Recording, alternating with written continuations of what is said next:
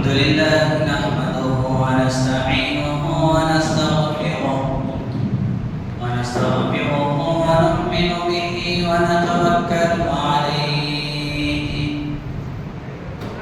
ونعوذ بالله من شرور أنفسنا ومن سيئات أعمالنا من يهده الله فلا مضل له ومن يضلله فلا هادي له ونشهد أن لا إله إلا الله وحده لا شريك له ونشهد أن سيدنا وسندنا ونبينا ومولانا محمدا عبده ورسوله صلى الله عليه وعلى آله وصحبه وبارك وسلم. أما بعد فأعوذ بالله من الشيطان الرجيم. بسم الله الرحمن الرحيم. يا أيها الذين آمنوا اتقوا الله حق تقاته ولا تموتن إلا وأنتم مسلمون. صدق الله العظيم وصدق رسوله النبي الكريم ونحن على ذلك لمن الشاهدين والشاكرين والحمد لله رب العالمين. حضرات سامعین، معزز بزرگان دین،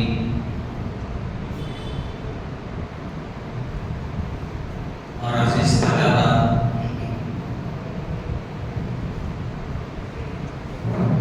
ہم جس ملک میں رہ رہے ہیں یہ ایک آزاد ملک ہے.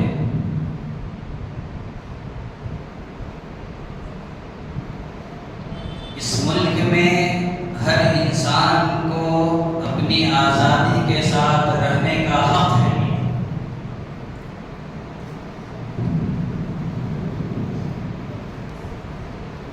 ہمارا ملک آزاد ہو کر تقریباً 75 سے زائد سال ہو رہے ہیں.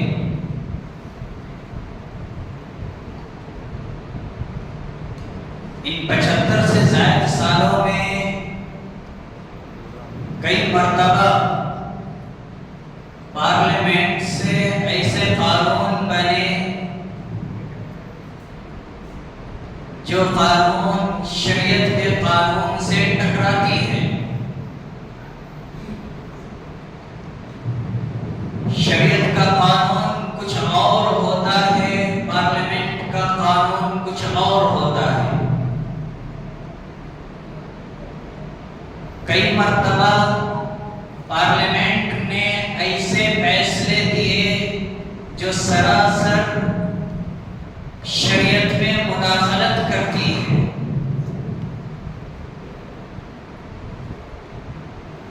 ہندوستانی مسلمان شریعت میں مداخلت اور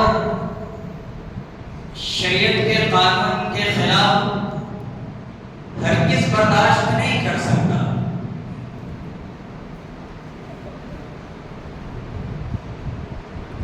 کئی مرتبہ ایسا ہوا ہے کہ شریعت میں مداخلت ہوئی، لیکن اس وقت کے علماء کرام کی قربانی سے، مسلمانوں کی قربانی سے وہ فیصلے واپس لینے پڑے. آزادی کے بعد یا آزادی سے پہلے مسلمانوں نے بے شمار قربانیاں دی ہیں، علماء نے بے شمار قربانیاں دی ہیں، جس کا ذکر ہم کئی مرتبہ سنتے ہیں، کرتے ہیں. بڑے بڑے جلسوں میں، پروگراموں میں، خاص طور پر 15 اگست کے جلسے میں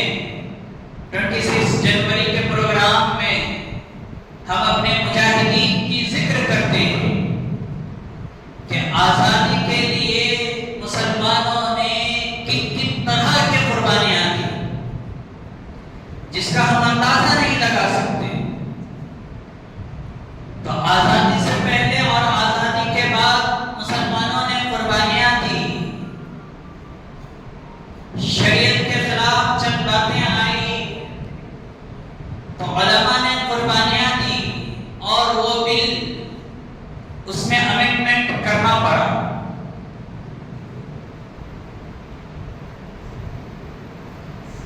آزادی سے پہلے بھی کئی ایسے واقعات پیش آئے جب ہندوستان میں انگریزوں کی حکومت تھی تو انگریز انگلستان سے قانون لایا جو کامن لا قانون تھا.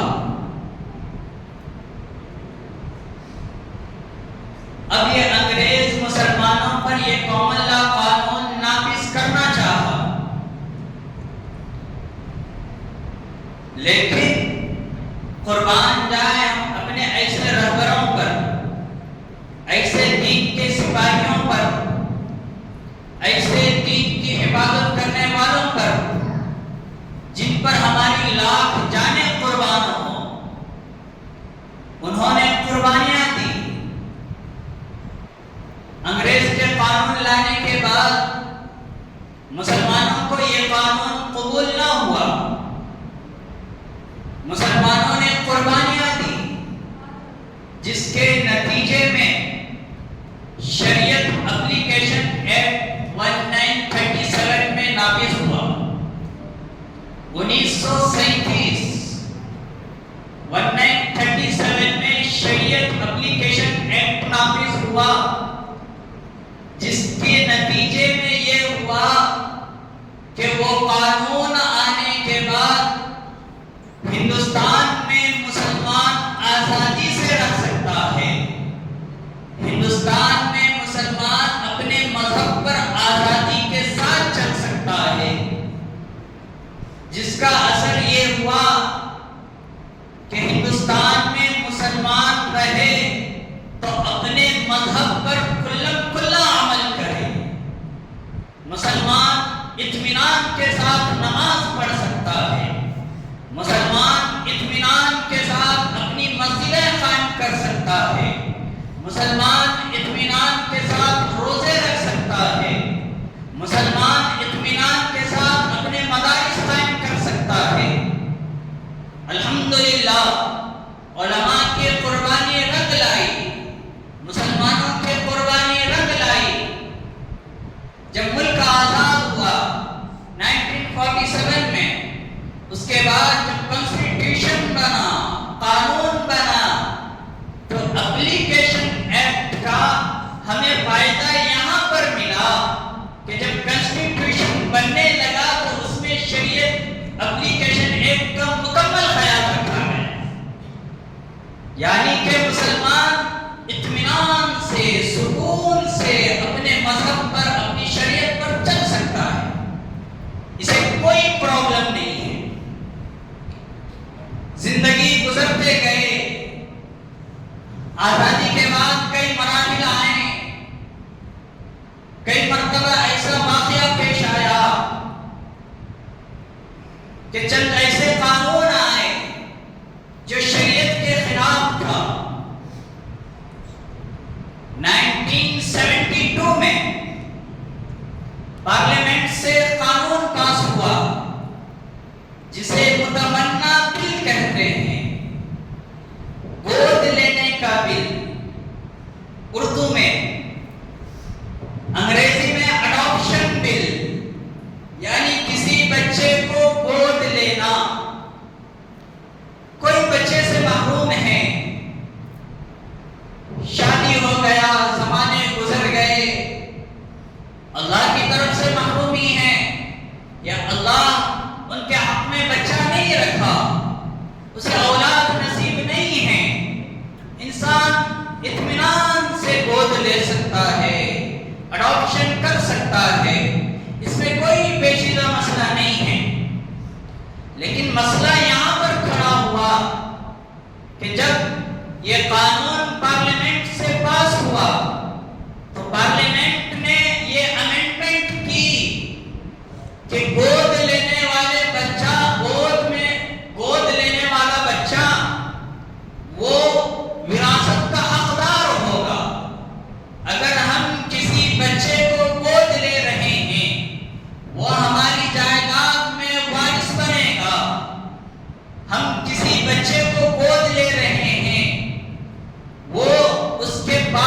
جگہ پر ہمارا نام آئے گا، یہ شریعت کے خلاف ہے۔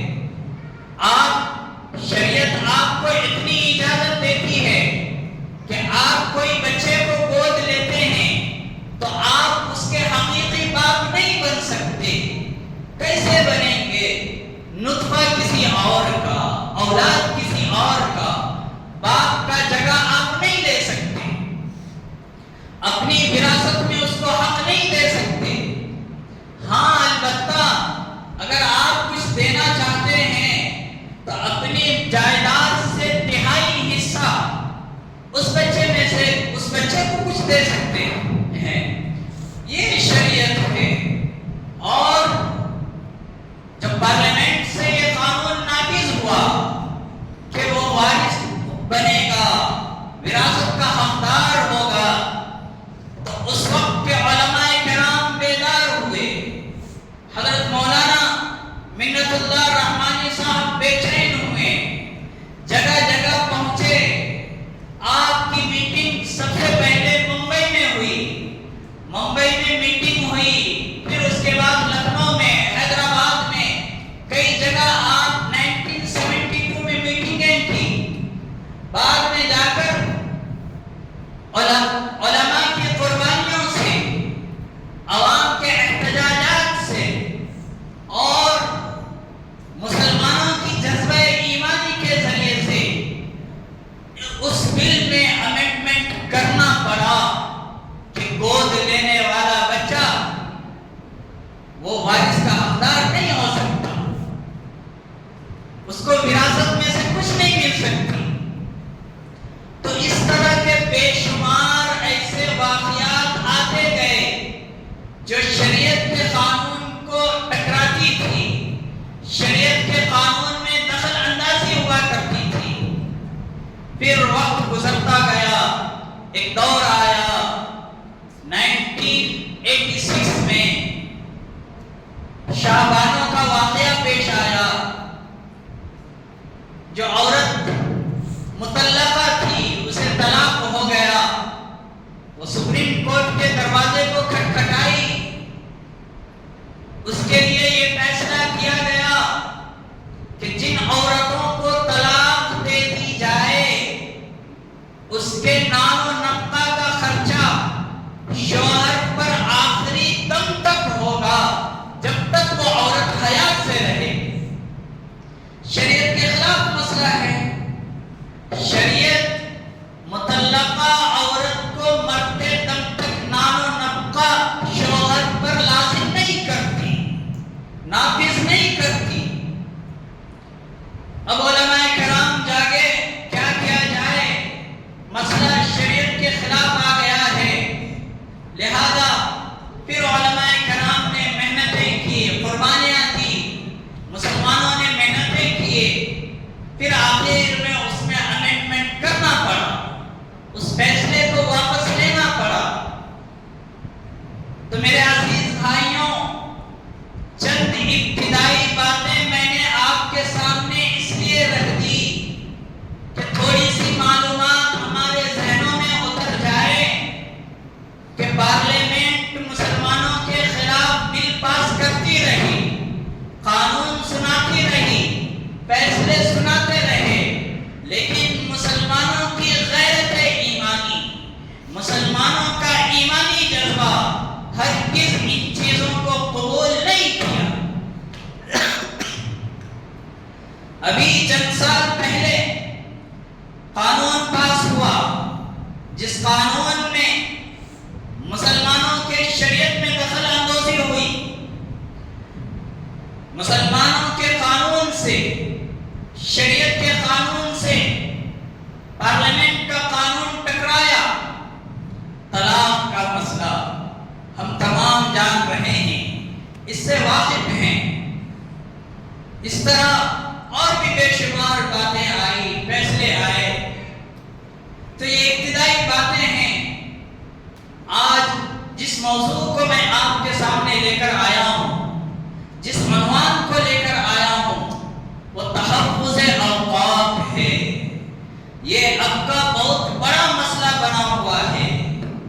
یہ گورنمنٹ تحفظ اوقاف کے نام سے، اوقاف کی حفاظت کے نام سے مسلمانوں کے یہ پراپرٹی چھیننا چاہتے ہیں، مسلمانوں کے جائیداد لوٹنا چاہتے ہیں۔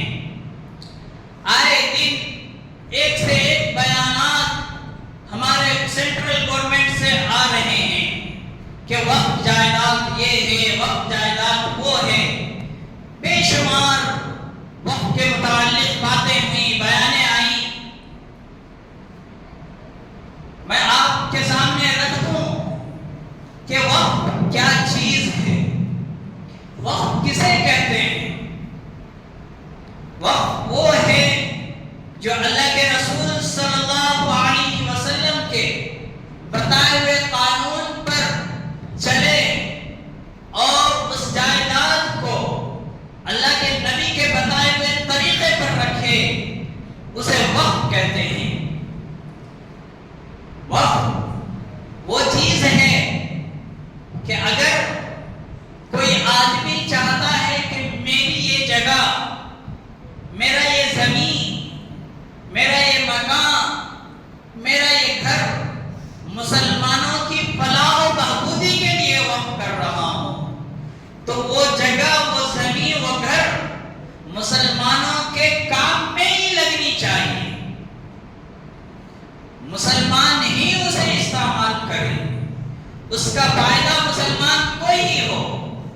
اگر کوئی کہیں پر کنویں کھودواتا ہے اور یہ کہتا ہے کہ اس کنویں سے پانی اس گاؤں والے ہی پئیں گے، دینے والے کی بات رکھی جائے گی کہ اس کنویں سے اس گاؤں والے ہی پانی پئیں گے، کوئی اور گاؤں والے نہیں پی سکتے۔ ہاں، اگر اس گاؤں والے کی مہربانی ہو، یہ احسان کرے کسی پر، تو یہ ہو سکتا ہے کہ ان کی اجازت سے پھر دوسرے گاؤں والے پانی لے سکتے ہیں۔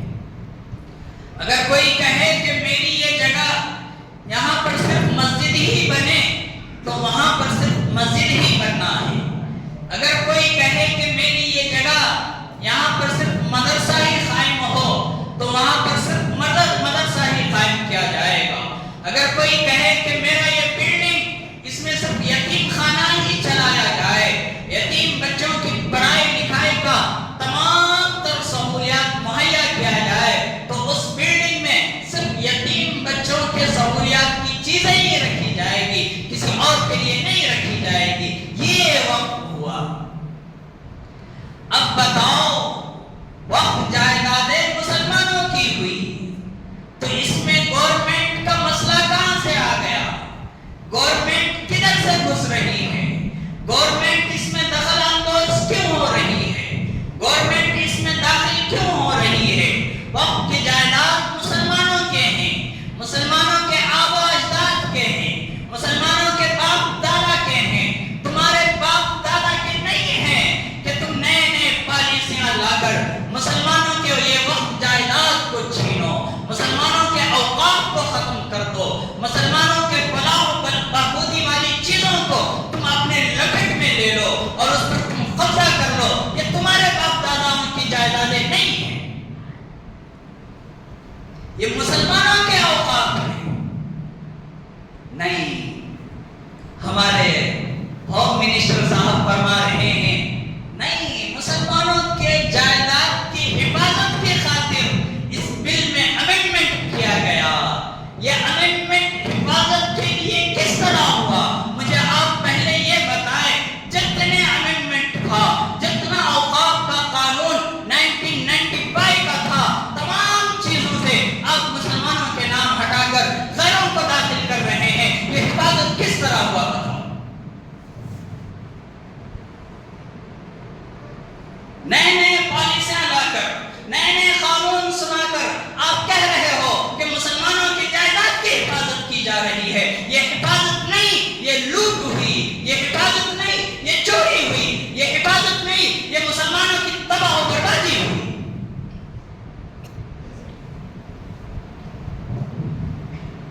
میں آپ کے سامنے رکھ دوں چند باتیں کہ وقت ایک 1995 کیا ہے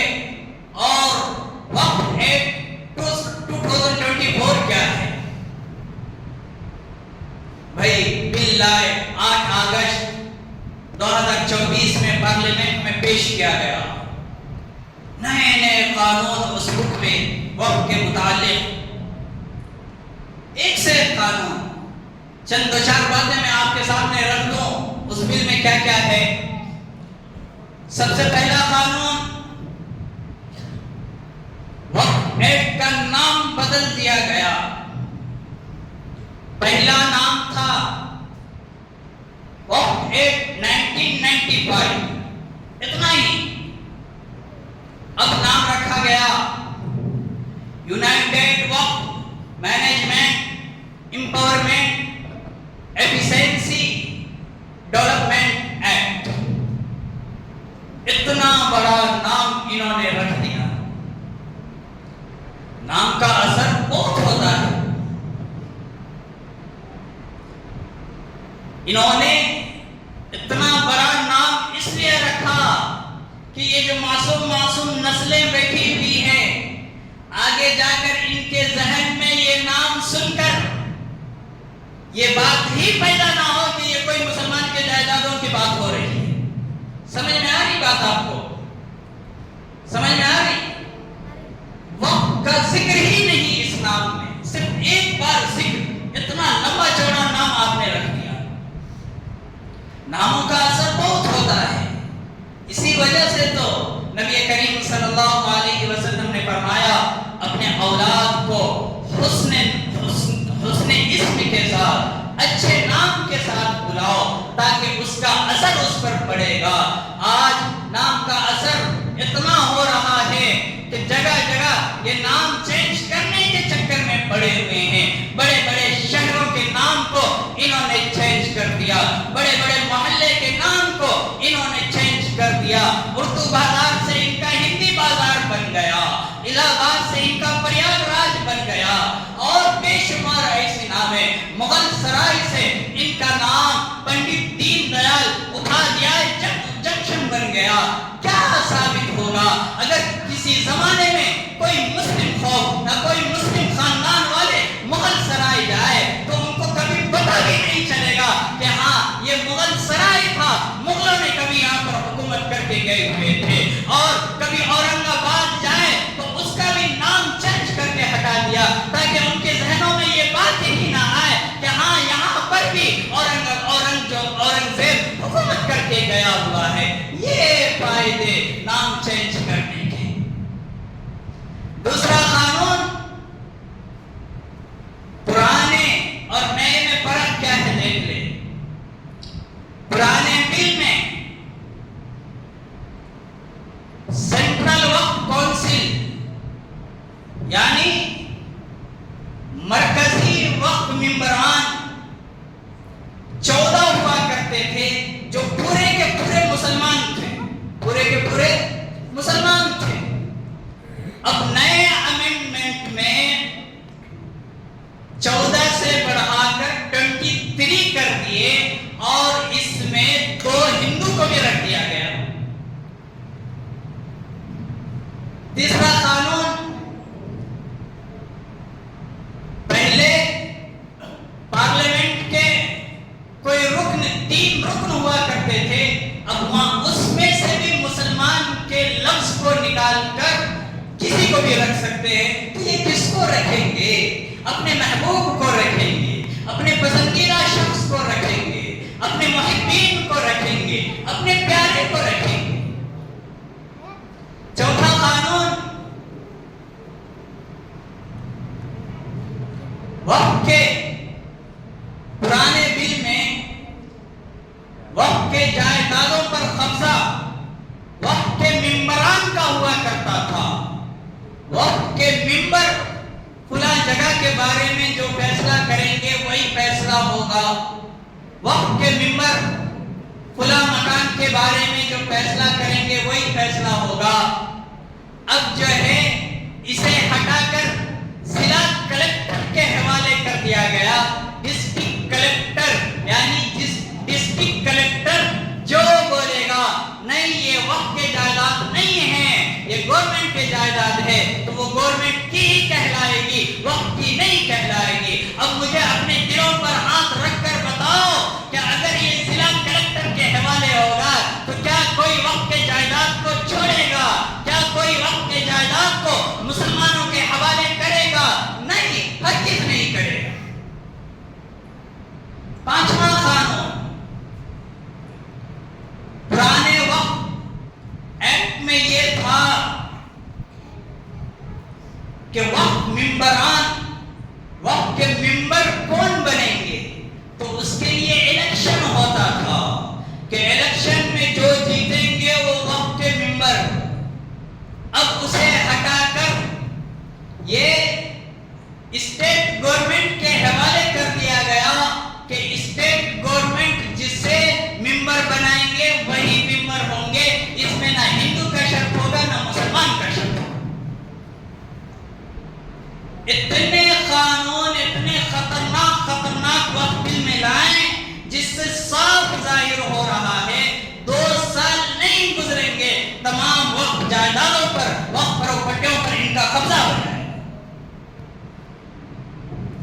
40 ایسے امینڈمنٹ کیے ہیں، 40 ترمیمات کیے ہیں۔ اب میں گورنمنٹ سے سوال کرنا چاہتا ہوں کہ آپ کی نگاہیں مسلمانوں کی پراپرٹی پر کیوں ہیں؟ مسلمانوں کے جائیدادوں پر کیوں ہیں؟ مسلمان کے مال پر کیوں ہیں؟ آپ کہتے ہیں کہ وقت کے جائیداد بے شمار ہیں۔ آؤ میں آپ کو بتاتا ہوں کہ ہندو بھائی جو دان کرتے ہیں، ہندو بھائی جو غربا کے لیے دیتے ہیں، ہندو بھائی جو مندروں کے لیے دیتے ہیں، ہندو بھائی اور چیزوں کے استعمال کے لیے دیتے ہیں، ان کے پاس اتنی پراپرٹی ہے کہ صرف 3 یا 4 اسٹیٹ ملا لو، آندھرا، تلنگانہ، تمل ناڈو اور اڑیسہ، یہ 4 اسٹیٹوں میں اتنی زیادہ پراپرٹی مل جائیں گے، اس سے زیادہ مسلمانوں کا نہیں ہو سکتا۔ پورے آل انڈیا 32 اسٹیٹ میں نہیں ہو سکتا۔ اتنی زیادہ پراپرٹی ان کے پاس صرف 3 اسٹیٹ میں ہے۔ کیا آپ کے ہندو بھائیوں کے قانون میں کوئی مسلمان داخل ہے؟ ہندو بھائیوں کے پراپرٹی میں کوئی مسلمان ممبر بنا؟ ہندو بھائیوں کے پراپرٹی میں کوئی مسلمان دخل اندوزی ہو رہا ہے؟ ہندو بھائیوں کے پراپرٹی میں کوئی مسلمان ہاتھ ڈال رہا؟ نہیں ڈال رہا۔ ہمیں ضرورت نہیں ہے۔ اللہ کے رسول صلی اللہ علیہ وسلم نے ہمیں یہ سبق سکھا کر تم اپنے مال کا استعمال کرو، کسی کے مال پر نظر نہ ڈالو، تم چوری نہ کرو، تم کسی کا حق نہ لوٹو، تم کسی کے جائیداد کو نہ قبضاؤ۔ یہ میرے نبی کی تعلیم ہے۔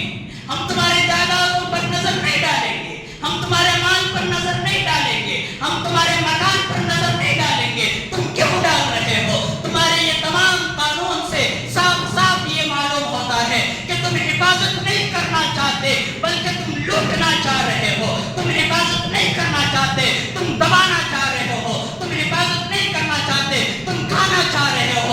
ظاہراً تمہارے الفاظ یہ ہیں کہ تم مسلمانوں کے اوقات کی حفاظت کے خاطر قانون بنا رہے ہو۔ اگر تمہارے دل میں اوقات کی حفاظت کی نیت ہوتی تو تم یہ قانون بناتے کہ وقت کے جائیداد اگر کوئی غلط استعمال کر رہا ہے اس کے ہاتھ سے تم چھین دے۔ یہ قانون بناتے، تم یہ قانون بناتے کہ وقت کے جائیدادوں سے عام مسلمانوں کو، غریبوں کو فائدہ ہونا ہے۔ تم یہ قانون بناتے کہ وقت کے جائیداد سے غریب بچوں کی شادی ہونی ہے۔ تم یہ قانون بناتے کہ وقت کے جائیداد سے غریب بچوں کی تعلیم ہونی ہے۔ تم یہ قانون بناتے کہ وقت کے جائیداد سے بیواؤں کی حفاظت کی جاتی۔ تم یہ قانون بناتے کہ وقت کے جائیداد سے تم غریبوں کی مدد کرتے۔ اگر تمہارا دل پاک ہوتا، تمہارا ارادہ پاک ہوتا، تمہارا نیت پاک ہوتا تو تم اس طرح کے امینڈمنٹ نہیں کرتے بلکہ یہ امینڈمنٹ کرتے کہ کس طرح غیر قانونی قبضے کو ہٹا کر